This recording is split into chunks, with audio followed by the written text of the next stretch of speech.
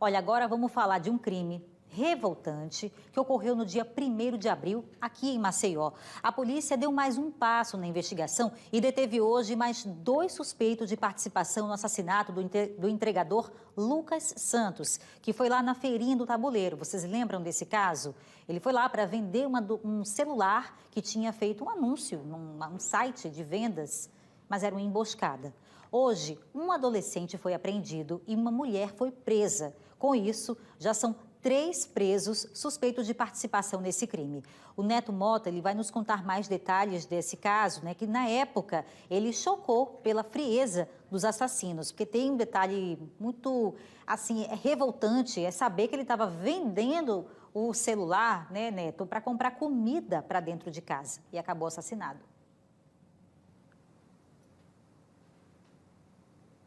Pois é, Bia, a Polícia Civil de Alagoas já havia divulgado as informações da logística do crime, já que Lucas teria sido uma das vítimas de um grupo criminoso que agia nas plataformas digitais de vendas. Faltava, então, a prisão dessa mulher e de um adolescente. Sobre a participação da dupla, eu vou conversar agora com o delegado Fábio Costa, que está aqui do meu lado. Delegado, boa noite, seja bem-vindo ao Cidade Alerta. O que as investigações mostraram sobre a participação dessa mulher e do adolescente? Boa noite, Neto. Boa noite, Bia. Boa noite a todos que nos acompanham. Olha, nós deflagramos uma operação ontem, através da Delegacia de Homicídios e Proteção à Pessoa, e conseguimos apreender o menor, que também estava envolvido nesse latrocínio, e também a companheira do autor do disparo. Os 3, 2 irmãos e a companheira de um deles, tiveram a ideia de praticar assaltos a partir de anúncios que eram oferecidos na plataforma de vendas OLX. Eles observaram um anúncio de um celular, marcaram com a vítima, a companheira de um deles e o irmão, formaram um casal e foram tratar com aquela pessoa que estava vendendo o celular. Eles se aproximaram, disseram que precisavam testar o aparelho, enquanto o irmão do menor, maior de idade, que foi o autor do disparo, se aproximou e anunciou o assalto. Como a vítima resistiu ao entregar o assalto, o celular, até porque aquele objeto, como você bem disse, Neto, era para ser vendido para que o casal comprasse leite para a filha pequena.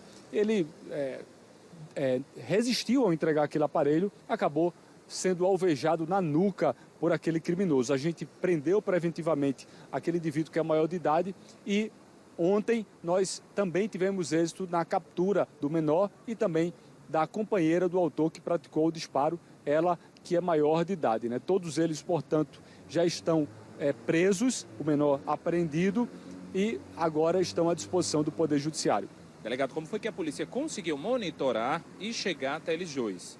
Olha, nós tínhamos cumprido o mandado de prisão do maior e representamos pela prisão tanto da mulher quanto pela apreensão, pela busca e apreensão do menor, e monitoramos a localização desses indivíduos para que eles não foragissem, né? Quando estávamos de posse desses mandados, nós demos imediatamente cumprimento a essa decisão judicial. Talvez a mulher e o menor pensaram em algum momento que passariam impunes por esse crime, já que o maior já havia sido preso, né? Mas nós continuamos as investigações, conseguimos investigar e apurar que todos eles sabiam da prática do roubo, portanto, todos eles responderão pela prática do latrocínio. O menor responderá por ato infracional análogo à prática de latrocínio. Infelizmente, a nossa legislação diz que nesse caso em que ele tira a vida, ajuda a tirar a vida de um trabalhador, não é? Ele vai responder e pode ficar com a pena de internação de até, no máximo, 3 anos de internação.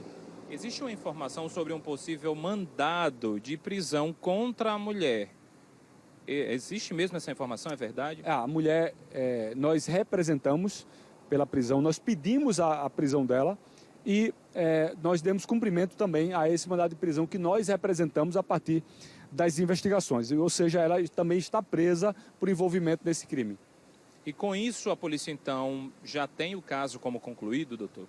Sim, nós já concluímos as investigações, já ouvimos todos os envolvidos, ouvimos a companheira da vítima que estava no local também, quando foi com ele levar o celular na suposta venda daquele aparelho. Então, portanto, nós estamos encerrando as investigações, estamos concluindo o inquérito policial e enviando todas essas diligências formalizadas no inquérito policial para que o Ministério Público e o Poder Judiciário possam dar continuidade ao importante papel de promoção da justiça e para que esses indivíduos paguem nas duras penas da lei, pelo menos com relação aos maiores, já que o menor, infelizmente, só vai estar suscetível aí a uma medida socioeducativa de até 3 anos de internamento.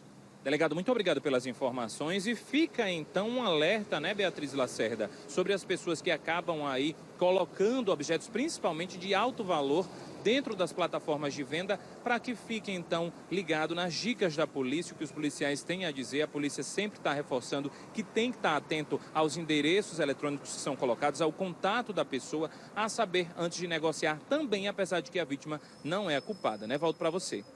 Perfeito, Neto. Agora eu queria só fazer mais uma reflexão, né? Não é nenhuma pergunta, é uma reflexão mesmo aí com o delegado Fábio Costa. Muito boa noite, delegado. Porque nós falamos sempre de dicas de segurança, da conduta das vítimas que poderia evitar o resultado de um crime. Mas vamos lá, nesse caso, a injustiça ela foi tão grande contra esse trabalhador, esse entregador, mas tão grande, né, delegado, que ele marcou o encontro no meio da feira. Então, você vê que ele não foi para um local deserto, né, um local em que ele não pudesse pedir socorro, pedir ajuda. Ele foi para a feira do tabuleiro. Estava cheio de gente lá, tá lá o vídeo, mostra, tem criança jogando futebol, tudo normal. Lá naquele dia 1º de abril, quando esse crime ocorreu, esse ano, numa região bastante movimentada durante o dia, para negociar um simples aparelho telefônico. E ele é atraído para dentro de um beco sob pretexto de que iam testar, né, o aparelho. Tá aí a imagem, olha, ele chega de moto com a esposa, esse aqui já é o suspeito, já estava já esperando a vítima chegar. Então a vítima chega aqui na sua moto, totalmente inocente, para vender um celular que ele ia pegar o dinheiro, sair daqui e ir no supermercado com a mulher, viu? Para comprar leite e fralda para dentro de casa. Veja que revoltante esse caso.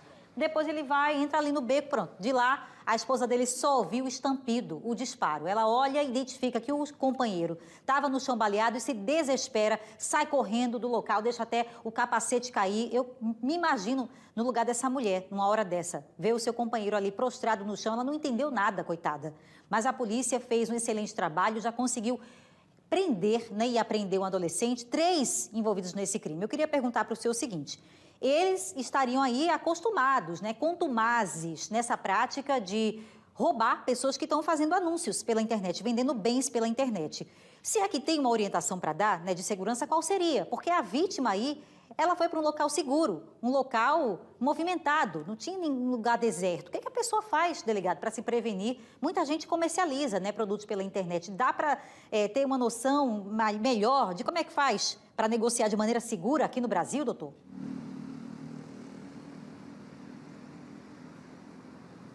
Certo. Olha, primeiro dizer que, de fato, esses indivíduos estavam se especializando nessa prática desses delitos, né?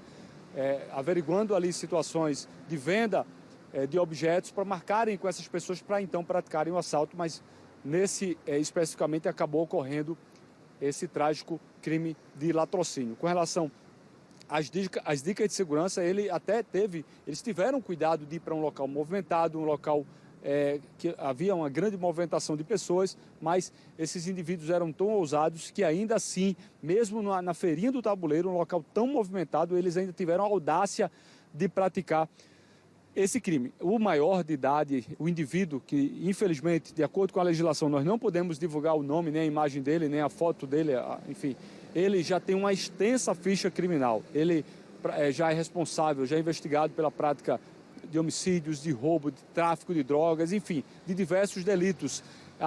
Enfim, ele estava utilizando tornozeleira eletrônica, não é? A justiça sabe de todos esses crimes, mas há a possibilidade, através da lei, de que ele pudesse utilizar a tornozeleira eletrônica. Inclusive, na data do crime, ele estava com a tornozeleira no pé, o que demonstra muito claramente que esse tipo de artefato, desse equipamento eletrônico, não impede de maneira alguma a prática de novos delitos. Eles fazem artimanhas para conseguirem superar essa previsão da lei. Eles deixam a tornozeleira descarregar, eles colocam ali alguns materiais que dificultam o sinal daquele aparelho, então na prática, isso não tem evitado novos delitos, a instalação dessa tornozeleira eletrônica nessas pessoas que respondem a delitos. Eles acabam praticando novos delitos. Mas a dica permanece a mesma, que a pessoa procure marcar em locais onde haja pelo menos algum tipo de monitoramento através de câmeras de segurança.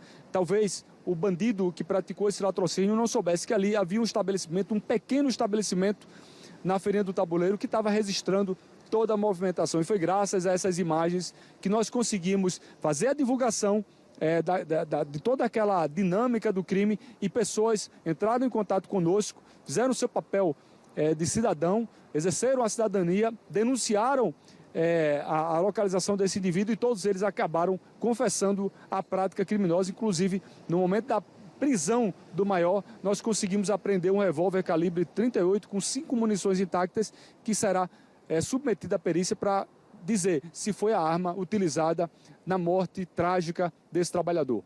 Perfeito, delegado Fábio Costa, muito obrigada pelos esclarecimentos, dando detalhes aí sobre a frieza, né, a capacidade que esses indivíduos tiveram. Um já tem uma extensa ficha criminal, apesar de menor, o outro estava usando tornozeleira, quer dizer, não tinha limite, né, não tem limite. O limite para essas pessoas é estar lá enquadrado, agora está preso. Porque só assim eles não vão fazer mal mais para ninguém, nenhum cidadão de bem aqui fora. Porque não tem como confiar, né, que eles vão estar por aí respondendo ao protocolo de segurança, que é não ir para longe de casa, não andar sem a tornozeleira, tá? E nada disso adiantou. Nada disso. A frieza, a crueldade parece que aumentou nesse caso e ainda bem que a polícia conseguiu capturar esse trio que agiu em família para tirar a vida de um cidadão, um pai de uma criança, que agora está aí, órfã. Obrigada, delegado Fábio Costa. Pois é, gente, a gente até respira um pouquinho assim, porque isso mexe demais, né, com todo brasileiro que se vê injustiçado, de certa maneira. Não é da minha família, mas é como se fosse, gente, porque a gente imagina numa situação dessa, uma esposa sem marido, um pai, uma filha sem pai, por conta de um celular, gente, um aparelho celular, ele dá um tiro na nuca do trabalhador. Mas aí, a polícia fez a sua parte. Vamos ver por quanto tempo a justiça brasileira vai manter esses indivíduos detidos, que é isso que eles merecem, né?